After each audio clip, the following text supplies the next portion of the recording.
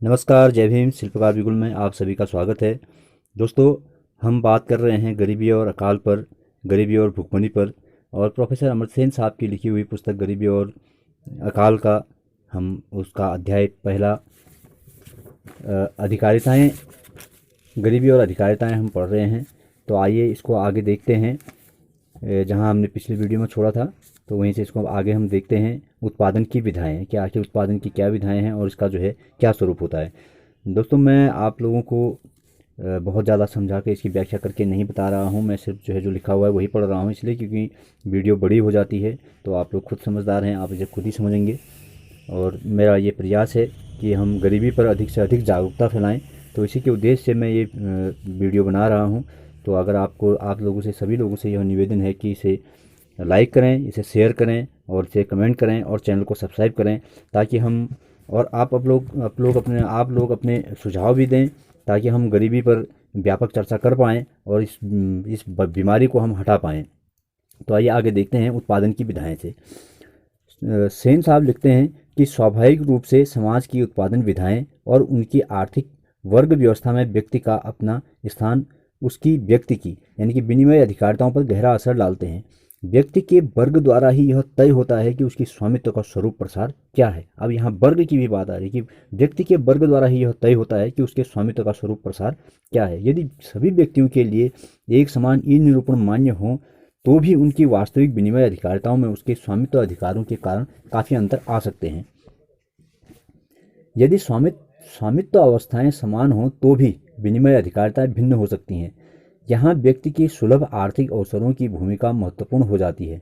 यह अवसरों की सुलभता समाज की उत्पादन विधा और उत्पादन संबंधों में व्यक्ति के अपने स्थान पर निर्भर करती है। उदाहरण वो देते हैं, उदाहरण तो वो लिख रहे हैं कि एक किसान और भूमिहीन श्रमिक के बीच का अंतर तो भूमि पर स्वामित्व के अधिकार का अंतर है, परंतु स्वामित्व अधिकार से शून्य बटाईदार की अवस्था या उत्पादन संबंधों में स्थान किसी सामान्य भूमिहीन मजदूर से भिन्न हो जाती है। यहाँ बटाईदार और मजदूर दोनों के बीच, यहाँ भूमि मतलब यहाँ जो मालिक है उसका, जो बटाईदार है वो, और जो मजदूर है, उन तीनों की वो व्याख्या कर रहे हैं।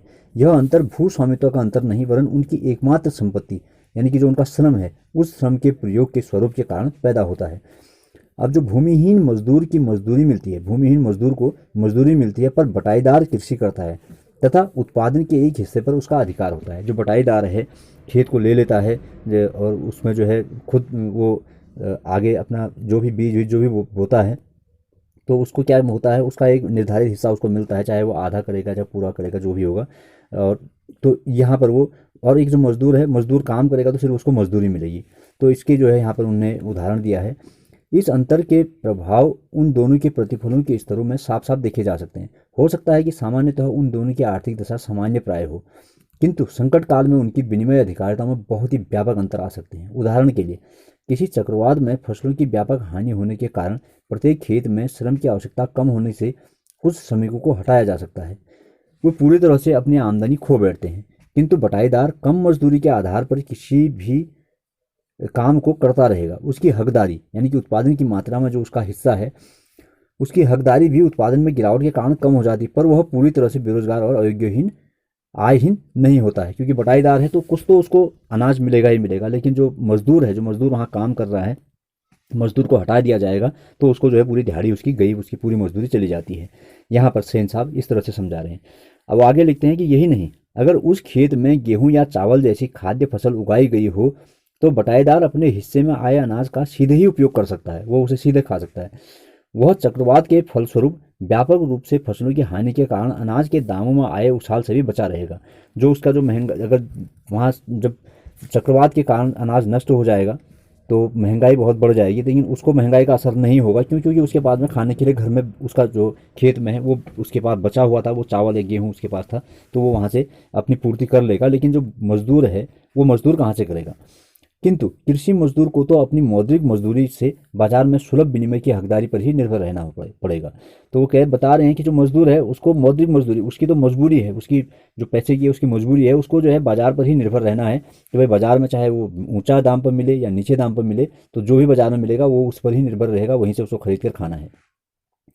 जब अत्यंत अपूर्ण पूंजी बाजार की व्यवस्था में अकाल के कारण सापेक्ष कीमतों में बहुत अधिक उतार चढ़ाव आ रहे हों और खाद्यान्न की कीमतें विशेष रूप से प्रभावित हो रही हों तो बटाईदार होना कृषि मजदूरी से कहीं बेहतर सिद्ध होता है। तो वो बता रहे हैं कि यहाँ पर जो है जो मजदूर है उससे जो है बटाईदार होना बहुत अच्छा है, क्योंकि उसको जो है उसके पास खाने को भी है, और बहुत ज़्यादा अगर महंगाई हो जाए या फिर बहुत ज़्यादा कुछ इस टाइप का कोई अकाल वगैरह पड़ जाए तो उसको कोई फर्क नहीं पड़ेगा। स्लिटर्स ने बटाईदार की अधिक उत्पादन जोखिम तथा नियत मजदूरी वाले कृषि मजदूर की अवस्थाओं का सापेक्ष अध्ययन किया है, किंतु रोजगार सुनिश्चित होने पर भी खाद्य कीमतों में व्यापक वृद्धि की दशा में नियत मजदूरी से व्यक्ति को कोई भी सुरक्षा नहीं मिल पाती। इसके विपरीत खाद्य उत्पादन में बटाई अंश के कारण विनिमय हकदारी में कुछ सुरक्षा लाभ अवश्य निहित रहता है। इसी प्रकार अकाल आदि के कारण कीमतें बढ़ने पर बटाईदारों की अपेक्षा सामान्य मजदूरी की भांति ही सेवाएं प्रदान करने वाले नाई, रिक्शा मजदूर तथा अपना उत्पादन बेचने वाले मोची, जुलाहे आदि पर भी दुष्प्रभाव ही पड़ता है। यह दुष्प्रभाव उस दशा में भी स्पष्ट दिखाई पड़ते हैं जबकि बटाईदारों और अन्य सभी श्रमिक कारीगरों के सामान्य जीवन निर्वाह स्तर में कोई खास अंतर नहीं होता है। सामान्य गरीबी, नियमित भुखमरी या अकाल आदि के प्रभावों को सही समझबूझ के लिए समाज के स्वामित्व अधिकारों के स्वरूप और विनिमय अधिकारिताओं तथा उनकी अंतर्निहित शक्तियों पर गौर करना आवश्यक है। इसके लिए उत्पादन विधाओं की प्रकृति, आर्थिक वर्ग संरचना और उसके अंतर्गत अंतर संबंधों का सूक्ष्म अध्ययन आवश्यक हो जाता है। इस निबंध में वास्तविक अकाल अवस्थाओं के विश्लेषण में इन मुद्दों को और अधिक सुस्पष्ट एवं स्थूल स्वरूप प्रदान होगा। सामाजिक सुरक्षा एवं रोजगार की अधिकारिताएं। वो लिखते हैं, विनिमय अधिकारिताएं केवल बाजार के लेन देन पर आश्रित नहीं रहती, इन पर सरकार द्वारा सामाजिक सुरक्षा कार्यक्रम के अंतर्गत प्रदान सुविधाओं आदि का भी प्रभाव पड़ता है। ऐसे कार्यक्रम में बेरोजगारों को सहायता, वृद्धों को पेंशन और गरीबों को कुछ लाभ आदि प्राप्त हो सकते हैं। ये सब भी व्यक्ति की विनिमय अधिकारिताओं का हिस्सा होते हैं, पर ये तभी उपलब्ध होते हैं जब व्यक्ति अन्य प्रकार की विनिमय अधिकारिताओं से वंचित रह जाता है। बेरोजगारी भत्ता तभी मिलता है जब व्यक्ति की सामान्य दर पर रोजगार नहीं मिल पाता। जैसे ही व्यक्ति किसी पूर्व निश्चित गरीबी रेखा से ऊपर उठता है, उसे विशेष गरीबी सुविधाएं मिलना बंद हो जाती हैं। ये सामाजिक सुरक्षा प्रावधान बाजार के विनिमय तथा उत्पादन प्रक्रिया तंत्र के प्रतिपूरक होते हैं। इन दोनों से मिलकर ही निजी स्वामित्वपूर्ण बाजार व्यवस्था में किसी व्यक्ति की विनिमय अधिकारिताओं का निर्धारण होता है। भुखमरी के संबंध में तो सामाजिक सुरक्षा तंत्र का महत्व और भी अधिक हो जाता है। अमीर विकसित देशों में अकाल नहीं पड़ते, इसका कारण वहाँ के सभी लोगों का अमीर होना नहीं है। यह ठीक है कि जब लोगों के पास रोजगार होता है उन्हें अच्छी खासी आमदनी मिलती है, पर बहुत से लोग बहुत लंबे समय तक इस व्यवस्था का लाभ नहीं उठा पाते। यदि सामाजिक सुरक्षा तंत्र नहीं होता तो उस दशा में उनकी सारी संपत्ति पर आधारित विनिमय अधिकारिताएं उनके निर्वहन के लिए शायद ही पर्याप्त हो पाती। जिस प्रकार से उच्च बेरोजगारी स्तर पर ब्रिटेन और अमेरिका में दिखाई पड़ रहे हैं, उसके रहते अगर सामाजिक सुरक्षा तंत्र नहीं होते तो व्यापक भुखमरी और अकाल की स्थिति सहज ही उत्पन्न हो जाती। इन आशंकाओं से बचाव अंग्रेजों की उच्च आय या संपत्ति या और अमेरिकियों की संपन्नता के कारण नहीं हो रहा, वस्तुतः उनके सामाजिक सुरक्षा तंत्र ही न्यूनतम आवश्यक स्तर की विनिमय अधिकारिताओं की उपलब्धि सुनिश्चित कर इन समस्याओं से समाज को बचाए रखते हैं। इसी प्रकार चीन जैसे समाजवादी देश में भी प्रति व्यक्ति खाद्य पदार्थ उपलब्धता में व्यापक वृद्धि के बिना ही भुखमरी पर नियंत्रण संभव हो पाया है। वास्तव में वहाँ खाद्यान्न के उत्पादन में भारी वृद्धि का दौर भुखमरी से मिटने के बाद ही आया। भुखमरी का निर्मूल अधिकारिता व्यवस्था में आए एक बदलाव को दिखाता है। यह बदलाव है भुखमरी से बचाए रखने वाली विनिमय अधिकारिता दिला सकने योग्य मजदूरी की दर पर रोजगार की गारंटी।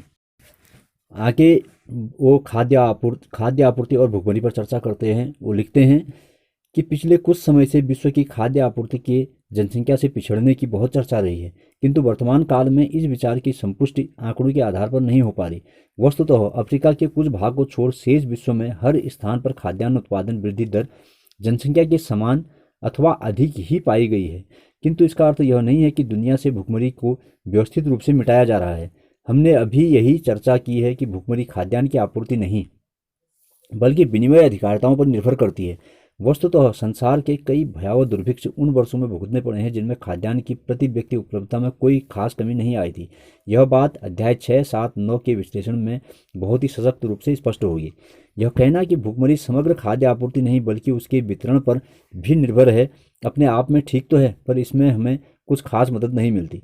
फिर यह सवाल उठता है कि समाज के विभिन्न वर्गों में खाद्य सामग्री का बंटवारा किन बातों पर निर्भर करता है। हकदारी विशेषण विश्लेषण विधि से हमारा ध्यान सीधे ही स्वामित्व संरचना से जुड़े प्रश्नों की ओर चला जाता है। साथ ही साथ हम उन कारकों और प्रभावों पर भी सहज ही ध्यान दे पाते हैं जिससे विनिमय अधिकारिताओं का निरूपण होता है। देखिए, परिशिष्ट खाद्य आपूर्ति का भुखमरी के प्रचलन पर प्रभाव भी अधिकारिताओं के माध्यम से ही अधिक स्पष्ट दिखाई पड़ता है। यदि विश्व का प्रत्येक 8वां व्यक्ति भुखमरी से पीड़ित है तो इसका कारण यही है कि पर्याप्त खाद्य सामग्री पर अपनी अधिकारिता स्थापित नहीं कर पाया है। यहाँ खाद्य आपूर्ति के अपर्याप्त होने का कोई विशेष मतलब नहीं निकलता।